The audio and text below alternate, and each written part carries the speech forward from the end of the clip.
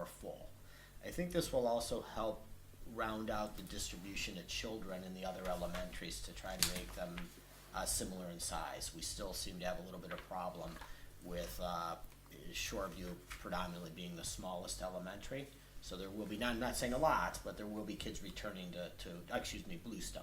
Bluestone's the smallest elementary. Returning to Bluestone because now the third grade kids will be dispersed. Okay. Does that help?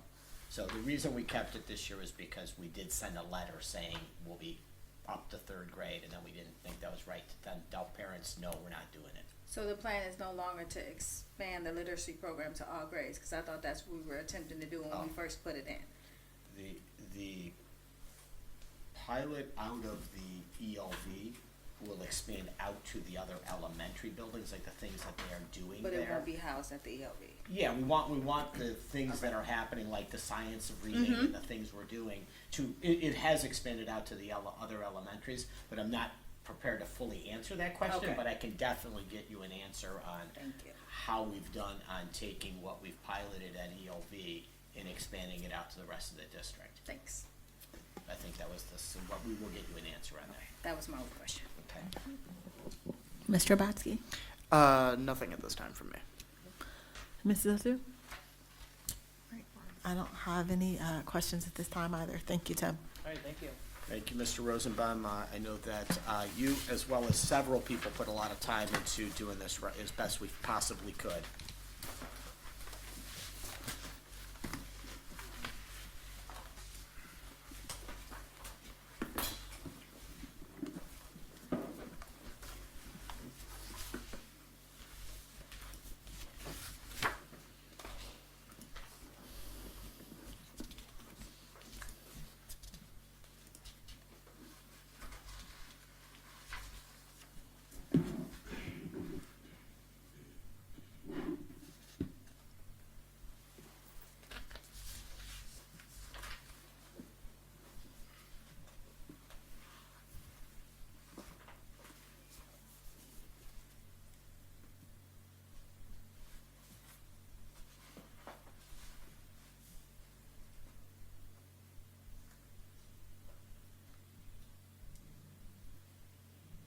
Oops, the wrong slide.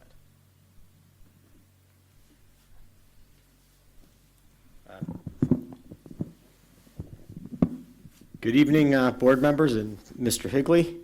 I will be presenting on open enrollment policy and procedures this evening. Again, we hope to move this to board for a vote next board meeting, but we'll go through what we have created tonight.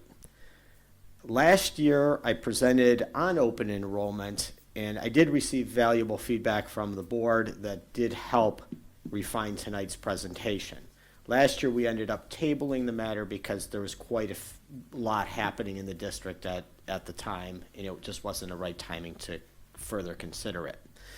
In your folder, you will find a copy of tonight's presentation and the full open enrollment policy and procedure document for your reference.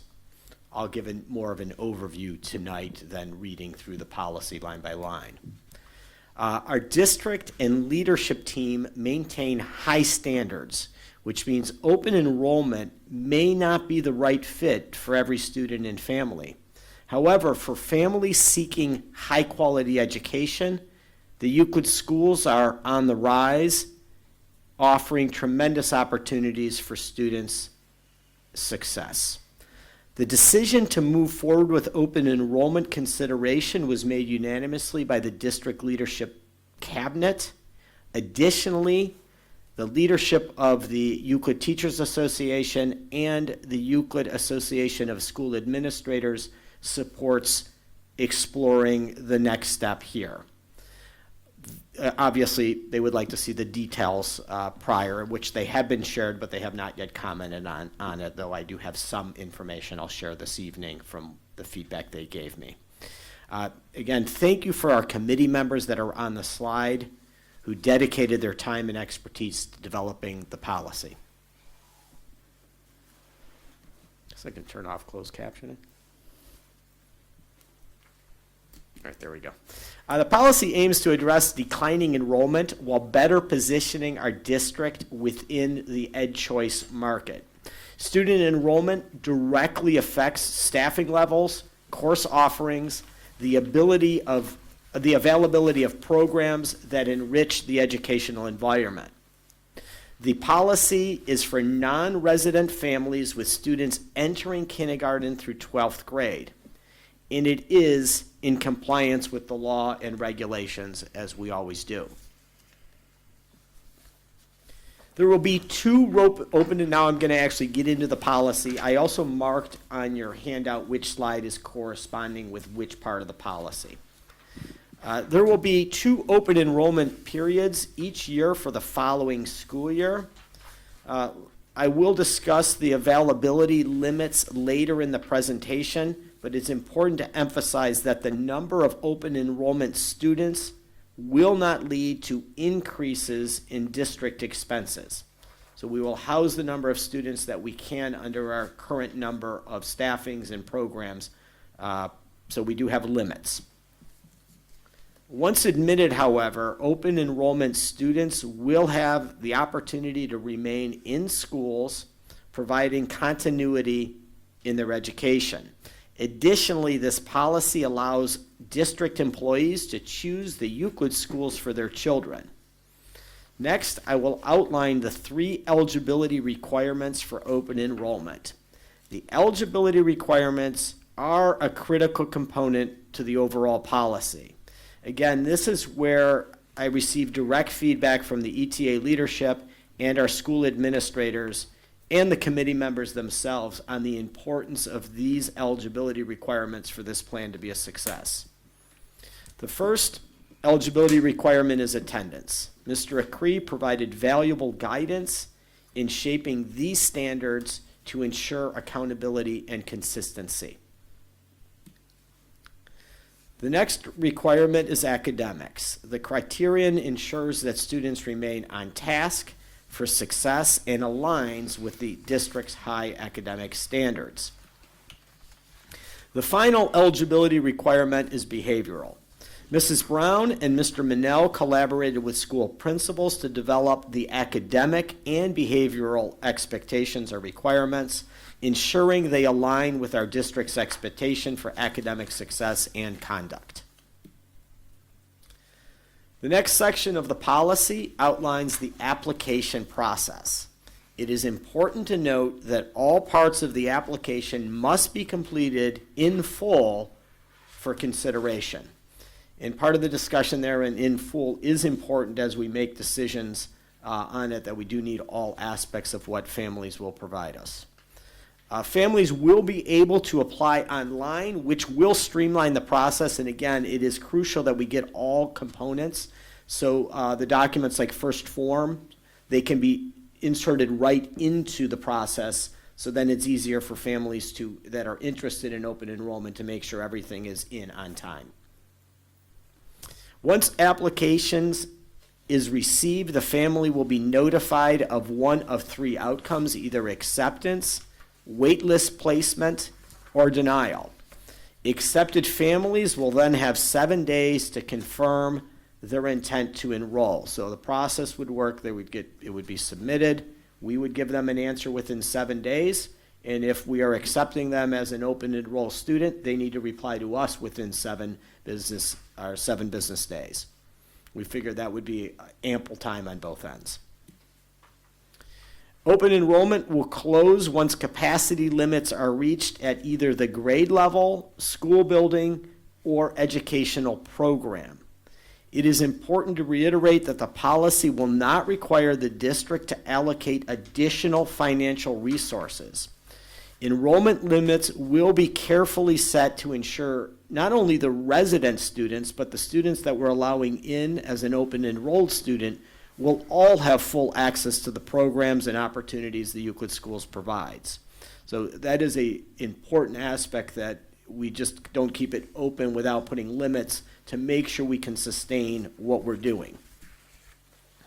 Recognizing that unforeseen circumstances may arise, the committee included a case-by-case review process. This will also allow for students to remain in the Euclid schools if their families experience a mid-year residency change or a change in guardianship. This approach prioritizes student stability and educational continuity, again, reinforcing our commitment to a student-centered approach. Athletic eligibility has its own area because we wanted to be very clear, as with all aspects of this policy, we will follow, and we wanted to explicitly state we would, adhere to the Ohio High School Athletic Association rules for athletic eligibility. If the board approves the open enrollment policy on March 12th, it will be reviewed annually. An ongoing review process will ensure we effectively and efficiently look at continuously improving the policy based on our experience and feedback we receive during the first year or every year.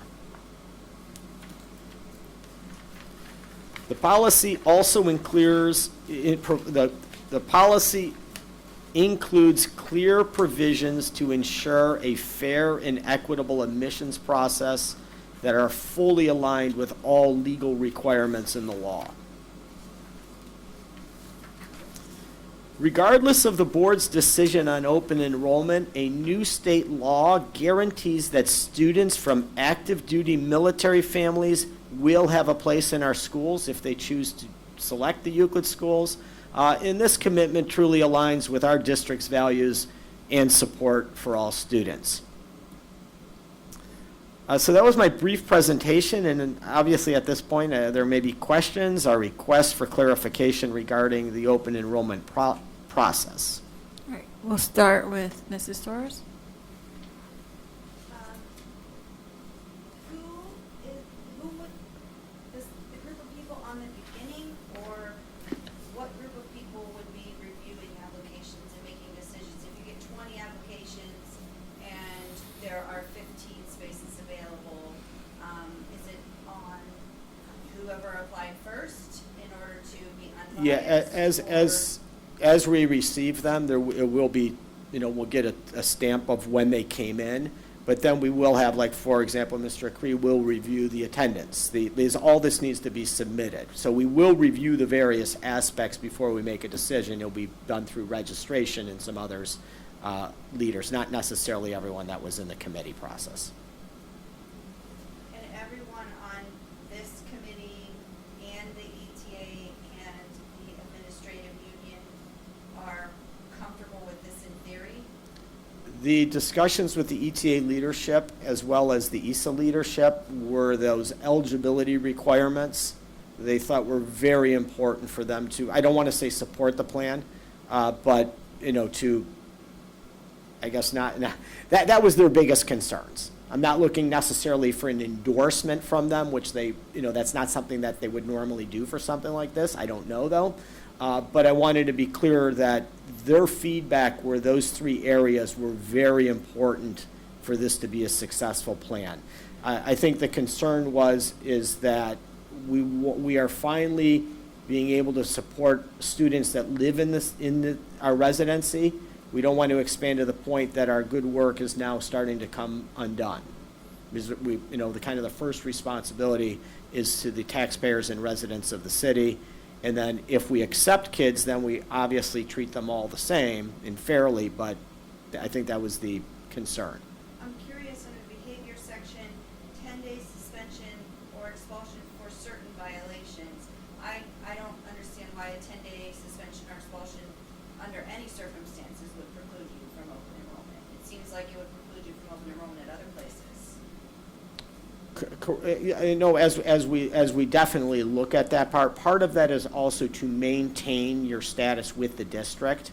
That in that particular example, obviously, if a child brought a weapon into the school, that's not going to meet our criteria for being part of our open enrolled policy. But we do want to always have the opportunity to examine things on a case-by-case basis. As we know, there are circumstances that don't meet the eye. While the consequence may be appropriate, we do want to look at the case as a whole.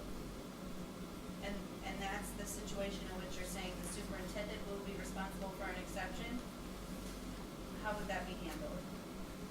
That would be part of our our initial screening process when we look So at that it. would be an initial screening. Then what are the scenarios that you can imagine later where it says special circumstances with the superintendent's exception? Yeah, well, the two that came out to us right away were one, well, what happens if a family moves mid-year?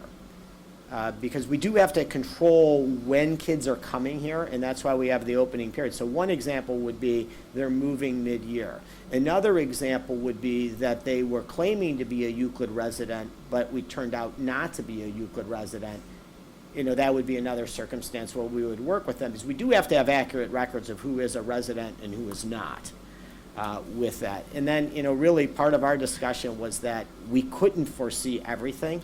So those were the two that kind of came. We actually addressed some of them directly in the policy, but we also said we better put something in there in case there's something that we don't anticipate. And you don't have to answer this right now, but I would be curious what the number of openings would be if you had to determine now what you would expect that number would be for next year. That I don't know, that we will look at it. I know when Mr. Rosenbaum presented, when we look at class sizes, if a class, let's say, if the number of students we had in a particular grade level, let's say at one of the buildings, and when you do the math on it, and it came to like 2.6% of a 2.6 on a class size, how many sections we should have, well, then we do have extra seats in that particular grade level. We had to round up, in other words. Right. I would be curious before this would go for its final thing to see, are we talking about, 100 students next year? Are we talking about 10 students next year? I would be curious what that starting number would be. Yeah, If it was, Mr. Russ, we also had discussion about capping it, like saying we're only going to take 50 kids to see how it goes. But through the discussion, we felt that, you know what, we should, if we're going to be open, let's be open. So the discussion was, we don't know, as many things, it does take a little time to get going, so we don't know how many applicants we're going to get altogether.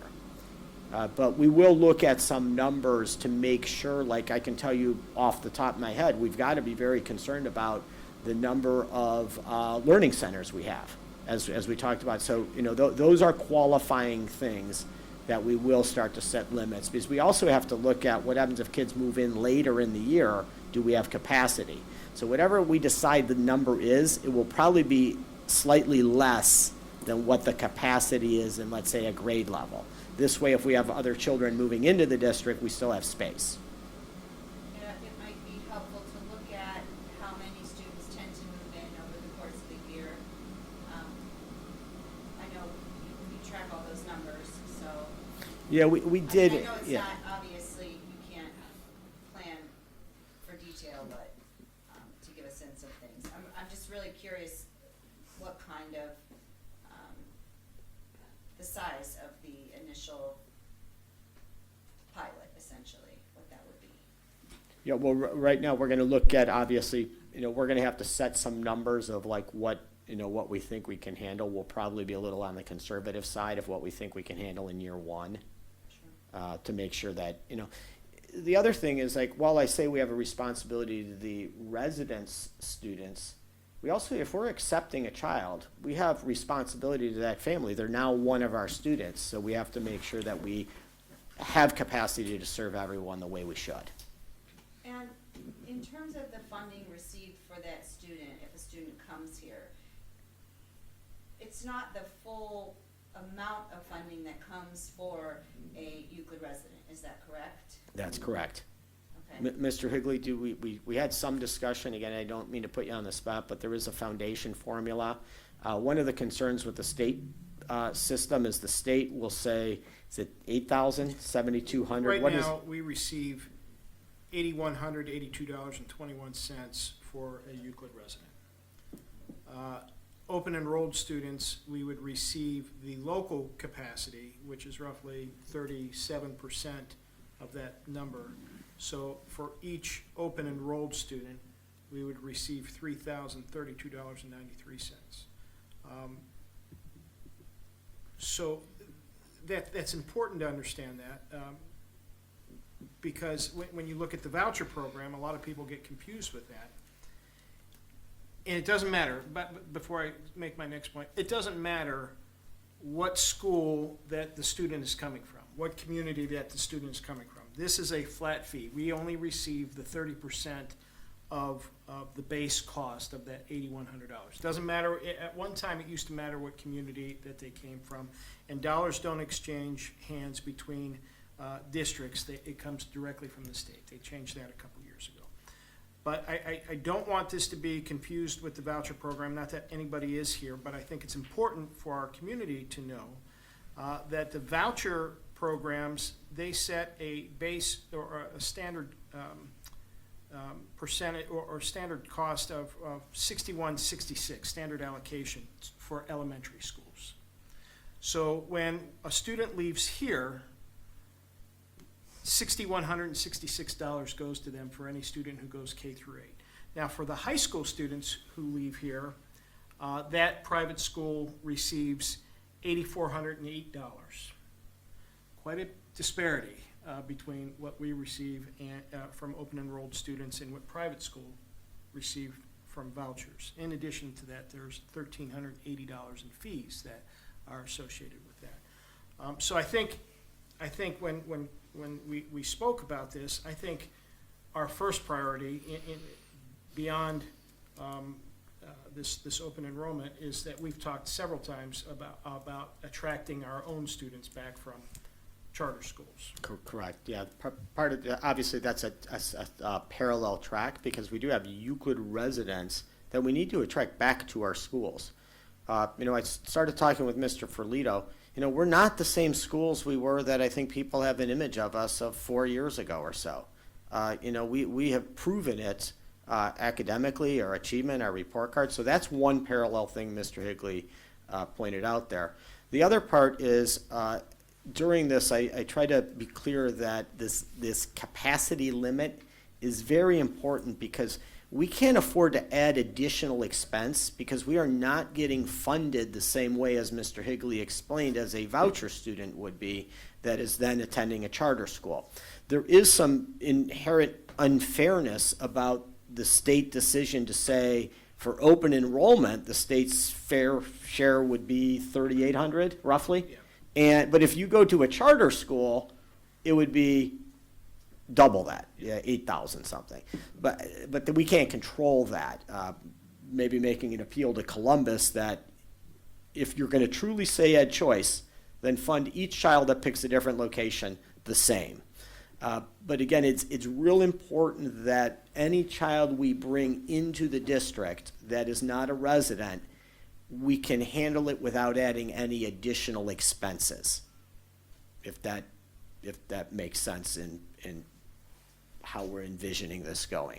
So it is very important, I think, back to the original question, that we determine how many spots we may have open in third grade or in the high school or for various things.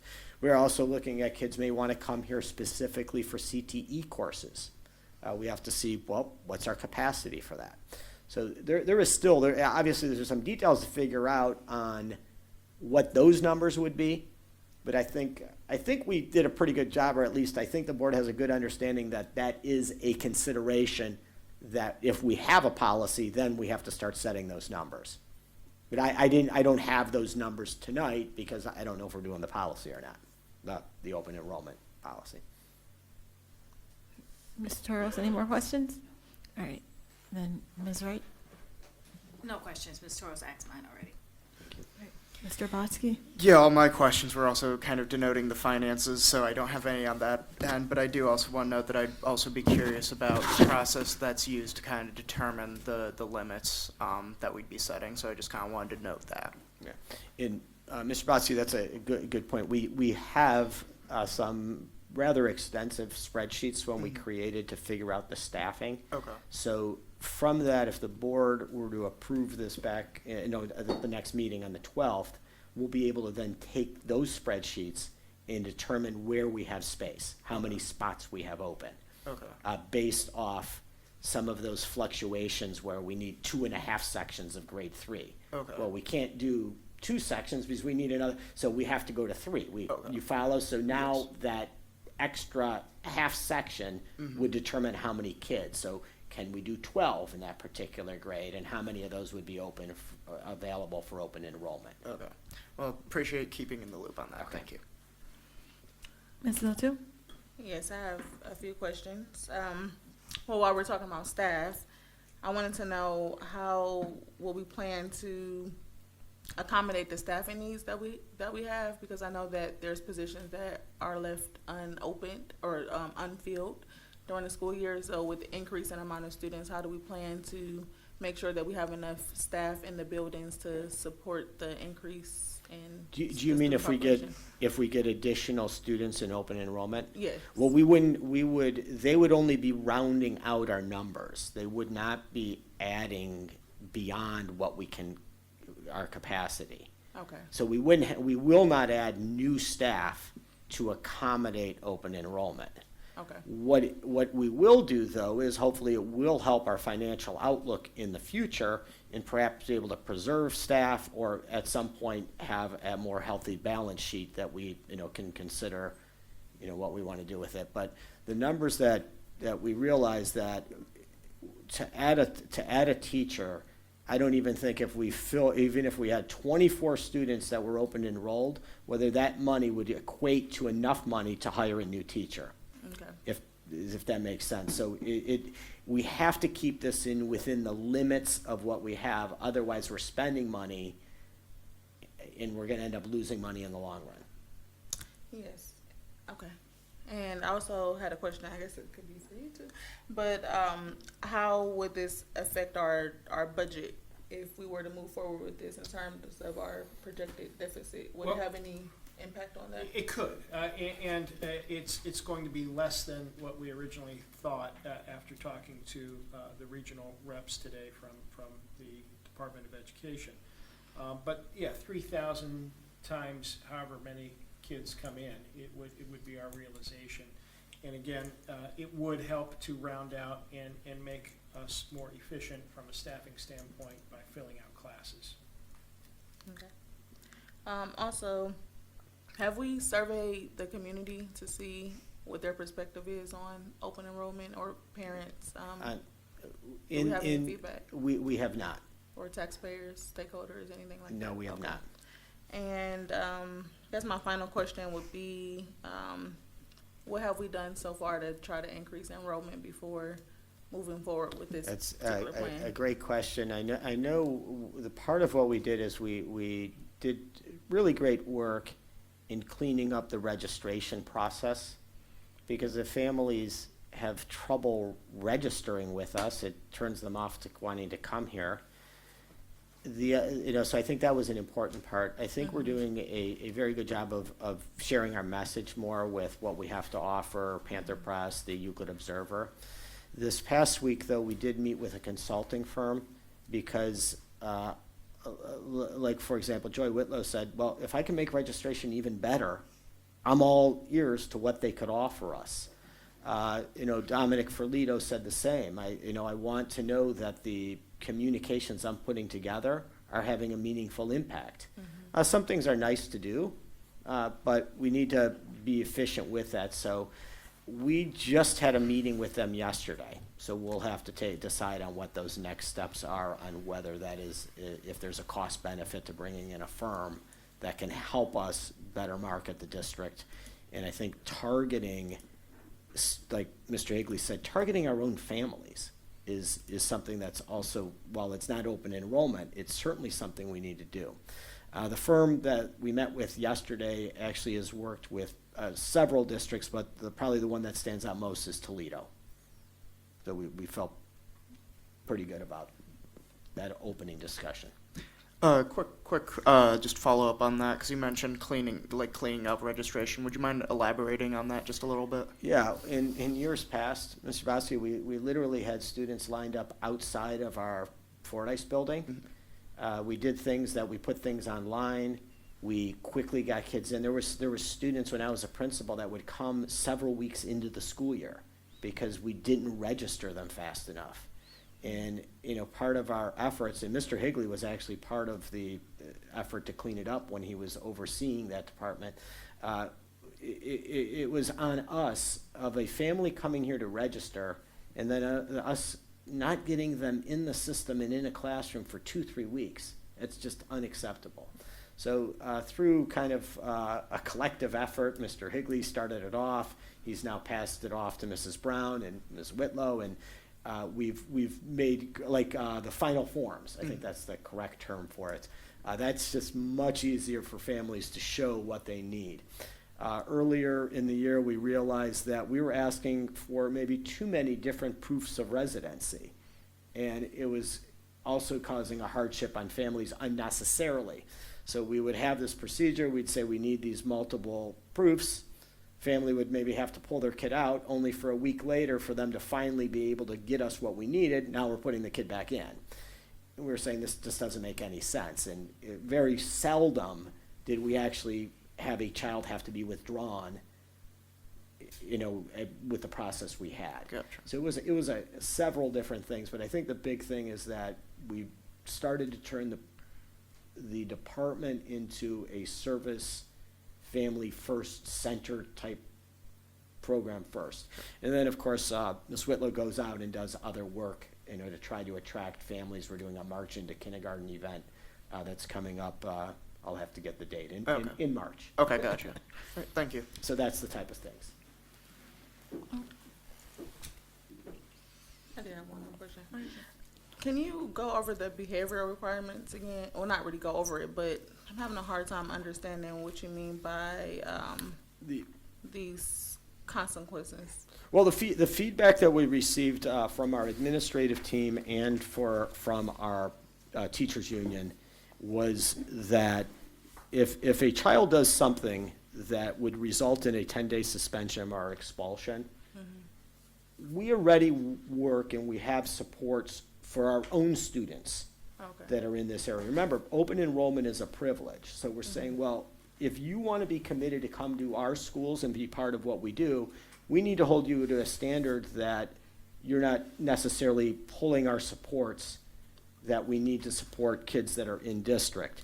The other part is if a child, part of this spells out if they continuously get suspended for misconduct, or if they keep violating the code of conduct that escalates into suspensions. This is the standard or the requirement that basically, the administrative team and feedback I got, even our own team central office, we felt that this is an appropriate standard for the privilege to come to our district. Okay, so are you saying we're suspending kids for 10 days for, what does that mean? Well, it's in the code of conduct. The code of conduct spells out the different infractions for that. Okay. Tia, I think what they're saying is if a student has this on their behavioral record, they can't come here. Okay, that makes sense, because I was like, are we suspending? No, kids we're for not 10 days? suspending anyone. Okay, This is, okay. this is that they have to, if they have this, Then they are excluded from. then they, unless there was an It's- exception that was reviewed. Right, Okay. but it is also twofold. They need to maintain While they're these here. things while they're here to remain as a student So enrolled if with a- our it's district. Like if a Euclid resident was suspended for 10 days, they could automatically come back. But if an open enrollment student was suspended for 10 days, they could lose their open They enrollment. could lose their eligibility. privilege of being here. That's But a also good way of these are saying it. requirements to be admitted.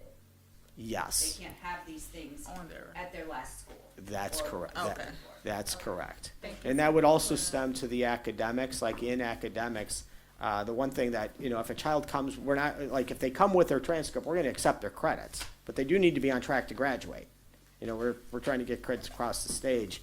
And again, it has to do a lot with, what was explained today too with the staffing, is that we're basing our staffing on what we can support for children. So we certainly don't want to bring more and more kids in that we cannot support. So that would be irresponsible not only to our own children, but to children that we're bringing in from other districts.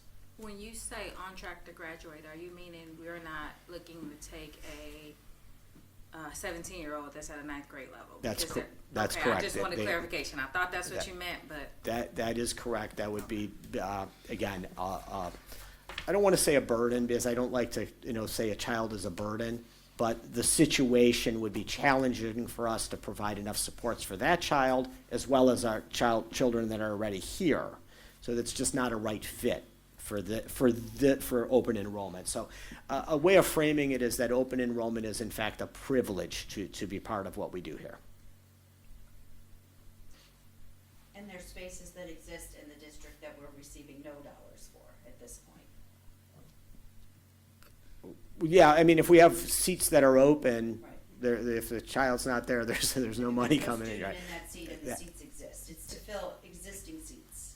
Correct. It is to fill seats. And again, our goal is not to fill every single seat to capacity. We do need to have some, and we're going to learn as we go, especially in year one, we'll probably be far more conservative in the number of seats we want to fill. Also, yeah, I wouldn't want it to be a burden on the teachers in terms of maxing out every class size. Correct. Do we know approximately, like right now, what our open availability is? I do not.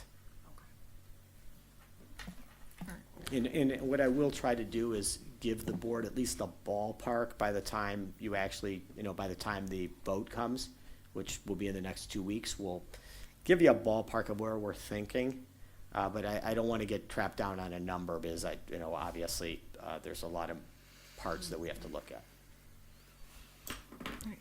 I have a couple questions.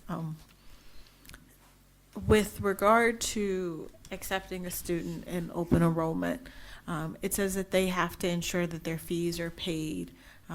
Is that annually, or how are we going to do that? I know it separately says the board will review the policy, but with regard to a specific student who's been open enrolled, are we going to unenroll them if they haven't paid their technology fee or whatnot from the previous year? How are we planning to do that so that it's not a lot of fees at graduation? And even then, the law suggests that you can't withhold transcripts in all situations. So how do we actually make sure we're going to collect those fees?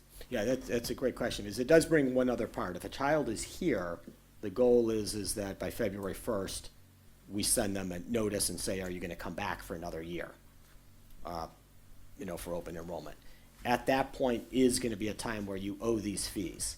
Now, the thing we've also discovered about fees, if you pay them annually, they don't become a large sum by the time you reach graduation. So that will be a thing, if it's a $20 fee for something. We do recognize if a family has a hardship, we do have rules around that too, that we can waive fees if it truly is a hardship. But we do expect fees to be paid when they say they're planning on coming back. But we certainly don't want to hold a child out simply because they can't afford it. And then my next question, and it may require more than you can answer here, is that we have just heard that we are going to need additional autism classrooms for our own students. And we are trying to fill open seats and admit or deny based on our availability. How do we well-intentioned avoid discriminating against parents who may want to send their students who are autistic or need other services that we are already stretched thin to provide to our own students? Yeah, part of the policy, and again, we did get legal opinion on this too, so we did run particularly this part through, and we had very similar question. Well, in the response from legal counsel, which we put in here, is we do have the right to set limits per program, per grade level, per school. And when we're at the limit, we simply don't have any room. As long as we are consistent in following that policy, and we cannot make an exception down the road for a child here and then say no to another one. If we are consistent in saying our limit is this, and we are at our limit, so that is now closed. Is it, sort of relatedly, is it possible that with our exceptional children, so not particularly autism, but all of our exceptional children, that we may be at the limit before we even open enroll any outside district students? There's definitely a possibility. And again, we'll have to look at where the numbers are. But as you can see, I think Mr. Rosenbaum explained, we have some tight margins in the special education area. So again, the legal counsel advised that we just need to make sure that we apply the policy consistently to every child and every family that applies. And So I don't have a specific Right. answer on how many children we Right. might be able to take in that are exceptional learners, but we will determine those numbers prior to even taking the first application. This way, we're very clear on this is where we have capacity. all right, that was my question. I just Okay. want to make sure that in practice, we're not running afoul of the law cited in your presentation. Sorry, I had another question and then I just blanked on it for a second.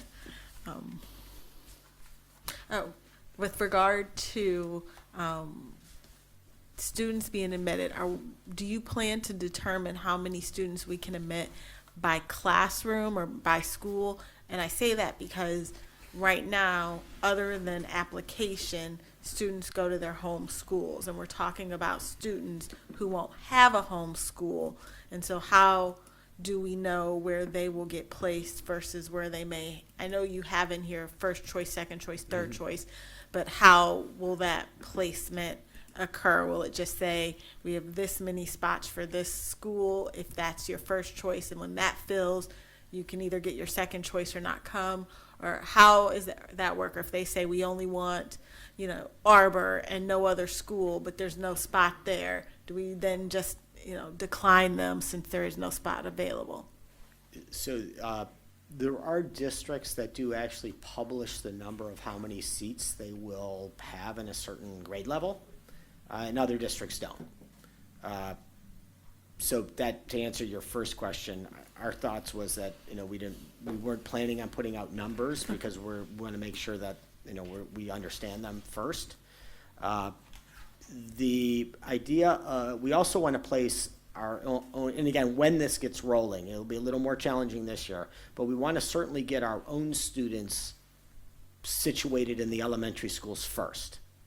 So students that might want to go to Chardon Hills or stay at the ELV or go to their home school, we want to settle all that first. Then we'll look at where those spots are open. So if a family wants to come as open enrollment and they only want to go to Arbor and there's no seats at Arbor, then we would deny them their application. If they don't click more than one choice, we probably could set up the form that forces them to, but again, they could always decline if we say we don't have space at Arbor, but we do have space at Chardon Hills or something like that. Then they have 7 days to tell us, no, we're not interested. That just raised another question for me. Will our own students then get to open enroll and not have to go to their home school? So say my home school is Shoreview, but I want to go to Arbor. Do I get to decide I want to go to Arbor? Since, how does that work for our Euclid families? Yeah, we had this discussion too. There is a boundary exception process for families to do that. If they elect to do that, however, there is no transportation that they would have to then want to transport on their own. So that's when we have done boundary exceptions. That's what would happen. But that would be the process, is through the boundary exception process for internal families that want to pick a different neighborhood school. So actually, that raises a question on my end then. So how would transportation work with open enrollment? Would we be expected, I'm assuming we would, or would not? Okay. No, open enrollment is, there will not be transportation. Okay. And again, part of this we have to remember that it's not gonna be right for every family. Yes. They will have to provide their own transportation to come if they elect to come to our schools. Okay, that's what I assumed. I just wanted to double check since we mentioned that. Yeah. So, okay, thank you. Yeah, and logistically, even if we could, I don't know how we Right. could pull it all off, but. Right. All right. All right, thank you. One other question. If we move forward with open enrollment and we do it for a couple years and decide, for whatever reason, not to do open enrollment, what does that mean for the students that we had already accepted? Do they just get a letter, we're no longer open enrolling and you need to enroll in another school? do they get essentially grandfathered in to stay in Euclid schools until, you know, they either leave or graduate? What's that process look like? Yeah, well, the policy does state it's annual. You're in on an annual basis. So there, I suppose there's always some risk that we would discontinue the program if you elected to come here. But again, those were the families we would like to say, yes, you can come back. We'll give them that early letter to say, you want to come back? Yes. Now, if we were to decide to discontinue the program, when we do the annual review saying this is not something we want to continue, I think at that point, we would decide we're going to grandfather the rest of the students in until they graduate, or we're going to say that, you know, we're sorry, we're just done with the program. We did put in the notice that this is an annual renewal. So, you know, I always hate to start families, like we gave the example of the ELV where we said third grade would be there, and now we're like saying, so now we're making a change. So we kept it every year. But in our letter to the families, it will say this is an annual process. And then I think if we decide that this isn't working, we have to decide how we want to either say that it's over, or we want to say we're going to accept, you know, maybe high school kids can continue on until they graduate. That will be a decision that we would have to make at that time.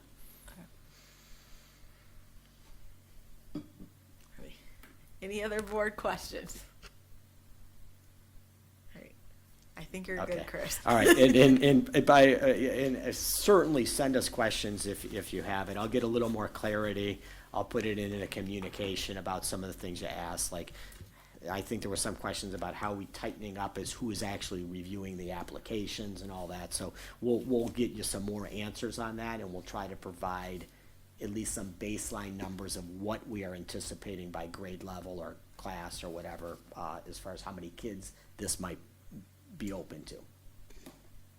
Okay, thank you. Thank you.